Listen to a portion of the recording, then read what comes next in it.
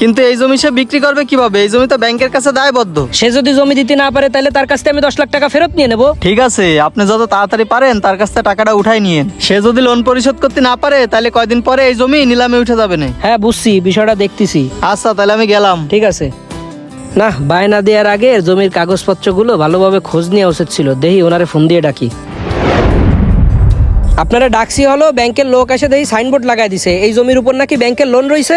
আরে ভাই, কোন ব্যাংকের লোন রয়েছে? এই জমির উপরে কোনো ব্যাংকের লোন নাই। আরে ভাই, জমির উপর যদি ব্যাংক লোন না থাকে তাহলে ব্যাংকের লোক এসে কি আমার মিথ্যে কথা কইছে? আর এই সাইনবোর্ড কি খালি খালি লাগাইছে? ব্যাংকের লোক সাইনবোর্ড কিসের জন্য লাগাইছে সেটা তো ব্যাংকের লোকের সাথে বসবো আমি। সেই কৈফিয়ত তো আর আপনারে আমি দেবো না। কিরম কথা করছেন? আপনার তো কথাবার্তাই ভালো হচ্ছে না ভাই। আমি আপনার জমি নেবো না। আপনার আমি যে বায়নার টাকা দিছি বায়নার টাকা আমারে ফেরত দেন। কিসের টাকা? আমি এবার আপনার কাছ থেকে কবে টাকা নিলাম?